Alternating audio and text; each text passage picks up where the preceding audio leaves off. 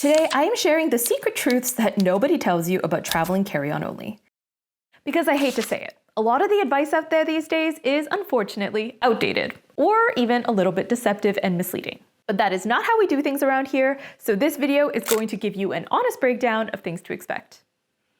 Now, in case you're new, hi, I'm Christina from happytowander.com, and this is officially the second video on my brand new packing channel that is all about tried and true packing tips and gear reviews and advice. So if that sounds like your kind of thing, be sure to like and subscribe. And another thing about me is I love a freebie, so every video is going to have one, so be sure to stick around until the end for a free minimalist packing list that you can use for any trip.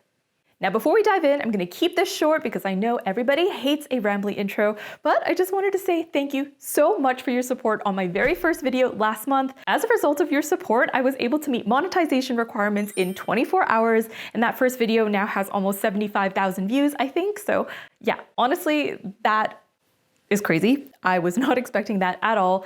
And I have to say, my goal on this channel is to create a community space for seasoned travelers who really love to pack and travel and discuss the craft. Scanning the comments on last month's video, I have learned so much and I'm really excited. I feel like we're off to a great start. So please get involved. Leave any tips you have in the comments, any input, even if you disagree with me, that's fine. I was a debate nerd in high school. I can handle it.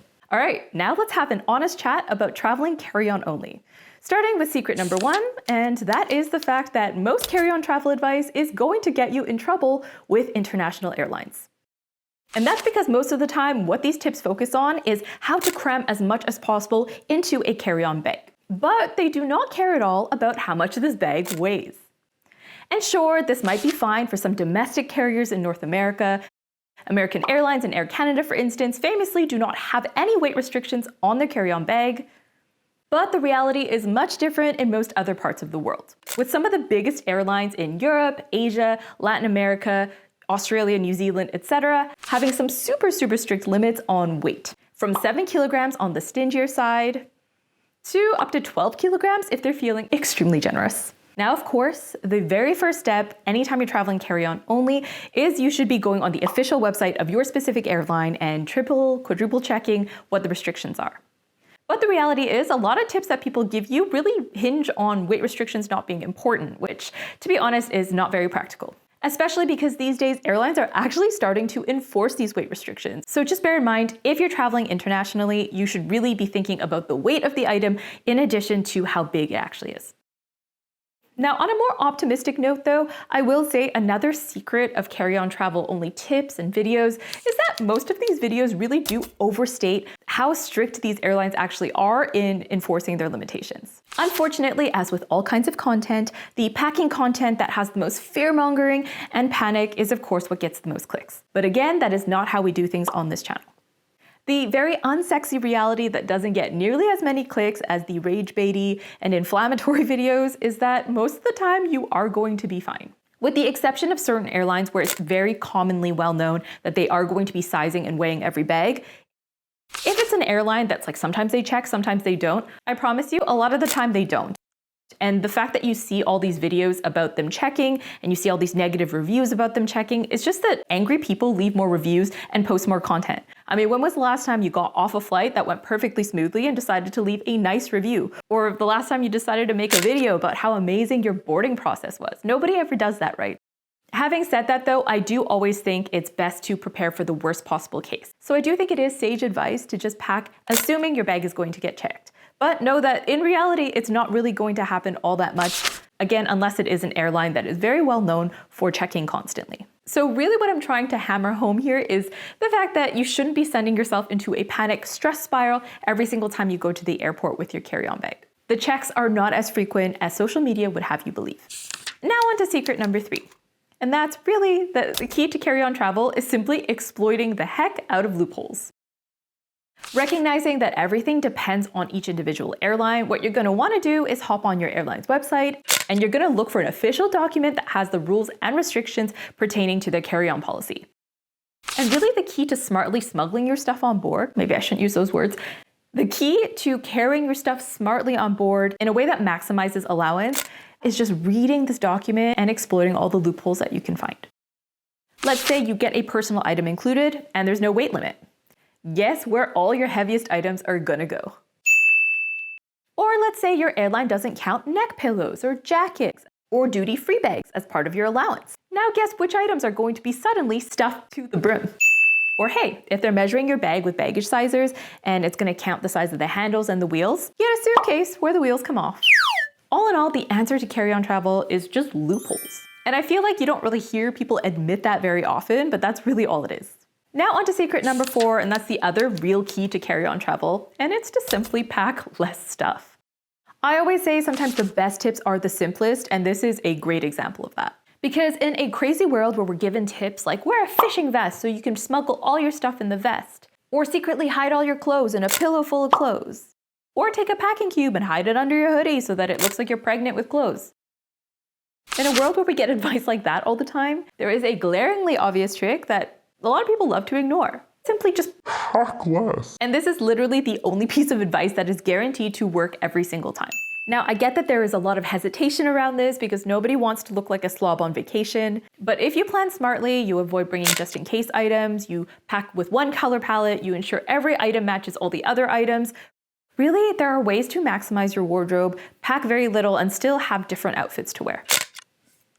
To see what you're capable of, I really implore you to pack ahead and live out of a suitcase just to see how little stuff you actually need on a day-to-day basis. And hey, if you can't accept it, maybe carry-on travel isn't for you. And that's okay. Paying that little bit extra in the grand scheme of your entire vacation is really not a big deal if it's going to make you so much more comfortable and less stressed. Remember, checking a bag is not a sign of weakness, okay? That's like another secret. It's like a bonus secret. You don't need to do it.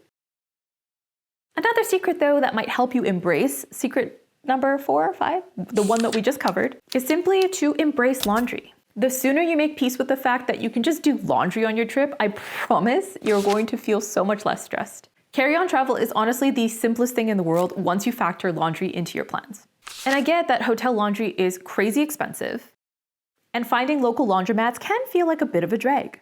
But there are tons of convenient ways to factor laundry into your plans, like booking an apartment rental, for instance, where laundry is included, and then traveling with some lightweight laundry sheets, or maybe a little bottle of laundry detergent with you, like the multi-purpose cleaner kinds like Dr. Bonner's. It really doesn't have to be that complicated. You could even take soap like that and just do your laundry in a sink. Again, the logistics of laundry sound super boring, but once you do it once or twice, you realize it's not that bad. It doesn't really ruin the trip all that much, and it makes the packing process so much simpler. Now, in regards to laundry, in my last video, some of you left some incredibly helpful tips, okay? So I'm just gonna pick up my phone right here. So Steve has said that he uses a scented tall kitchen trash bag for his laundry. Since it's scented, you can skip the scented dryer sheet that I recommended putting in your bag to keep things fresh. Genius, never thought of doing that. So thank you very much, Steve. And also Marlene, who says that she travels with a few Dollar Tree suction cup hooks for the shower, because then she can use that to hang up light laundry items, which so genius. I've never thought about traveling with those. So again, I love learning from you guys in the comments. Please let me know if you have any more tips. I literally have a note on my phone. It's called Genius Tips from Commenters, okay? And I just have screenshots. So please discuss all your nerdiest packing hacks. I'd love to hear them. Now the next secret, or I should say the next truth bomb, maybe I should call these truth bombs because I just know people are gonna be like, these aren't secrets. I get that. Okay, work with me here. The YouTube algorithm is really mean, okay? So the next secret is that to understand carry-on only travel, you really need to understand how the carry-on policies are enforced. And this is a crucial piece of advice that I feel like almost every video glosses over because it just seems super basic to most travelers. But time and time again, I see people in the comment sections and at airports really still confused about how carry-on bags are checked. So I'm just gonna go over it really quickly because once you understand how this process goes, that really empowers you to take advantage of the loopholes and also know how to cheat the system a little bit better. So if you're traveling carry-on only, the majority of the time where this actually gets controlled, like where your bag is going to get checked for size and weight, is going to happen at the gate, typically just before boarding or during boarding by the airline staff. And the way they usually check is they will put your bag in a sizer that is, as they say, sized to the dimensions that they give you as your maximum allowable dimensions. Now, controversially, some people say that those bins are actually smaller than what the dimensions they list on their website are, but it depends on the airline. And a lot of the time, these sizers now have scales attached to them, and that's going to also tell them immediately how heavy your bag is as well. So that's how they usually check.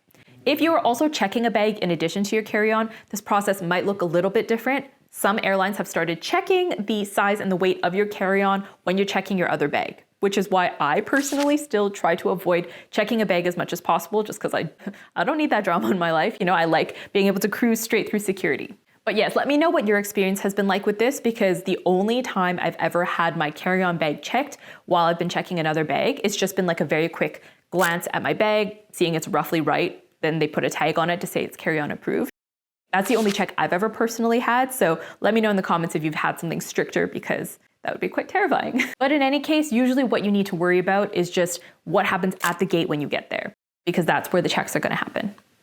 Until that point, no one else in the airport is really going to care all that much. With security, for instance, you always hear people in the comment sections being like, you can't use this hack because the security is going to bust you for having all your clothes in a pillow. I'm sorry, but security does not care if you have all your clothes in a pillow, because that's not their job to enforce what your carry-on restrictions are. It's also not like actually against the rules or anything. So really the security's job is to make sure you're not bringing anything on board you're not meant to. They're not there to enforce your luggage allowance. So you don't really need to worry about that.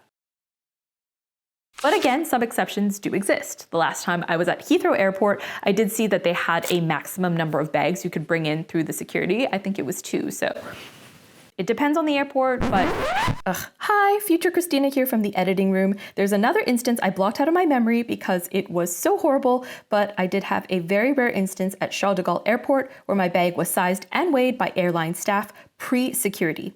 But I do think this is quite rare. And probably only because this part of the airport was all Air France, but let me know if this has ever happened to you in another airport.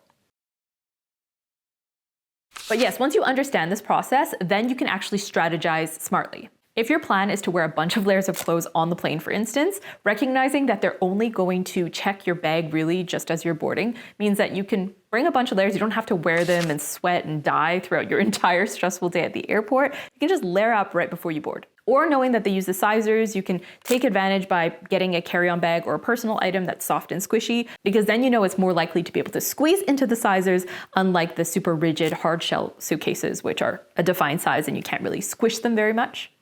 And in regards to a riskier tactic, actually a lot of the time what airlines are going to do is they're going to, when they're checking bags, they'll do that in advance of actual boarding, because that just takes up too much time when people are actually trying to get on the plane. So in advance of boarding, they'll check your bags and tag the bags. And so this is a riskier tactic.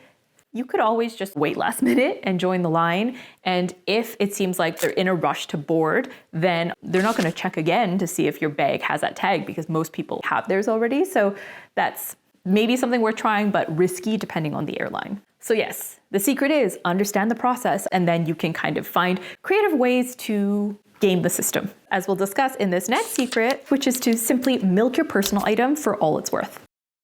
Now, anytime I see someone with like a tiny, tiny personal item, I die a little bit inside, because the wasted potential is just, I can't do it, can't handle it.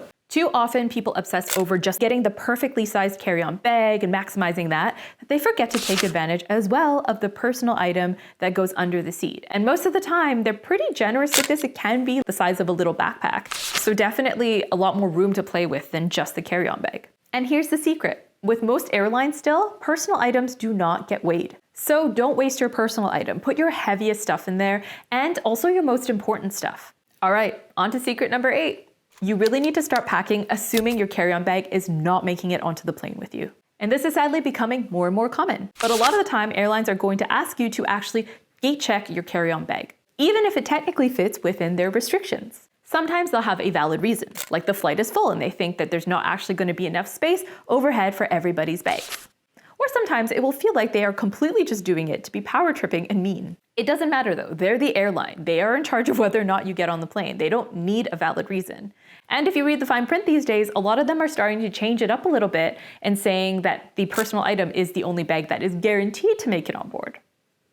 Sure, you can argue back and forth about it, but they kind of have the upper hand. So the secret is always pack your carry-on assuming it's going to get checked. This means essentials like your passport, your medication, headphones, anything like that, that is going in your personal item. And don't forget about non-essential items as well that actually for safety reasons need to be on the plane with you, like things with rechargeable batteries, like any hair tools for instance. And really this whole worst case scenario prep is kind of why I always recommend to have an air tag with you at all times, even in your carry-on bag. A lot of people think, well, that's staying with me. I don't need to waste an air tag on that. But the truth is these days, they do get checked a lot. So you should make sure that you have an air tag or tracker of some kind in your carry-on bag as well. All right, on to secret number 9, which is solid liquids. And I know that sounds like a really weird oxymoronic tip, but hear me out.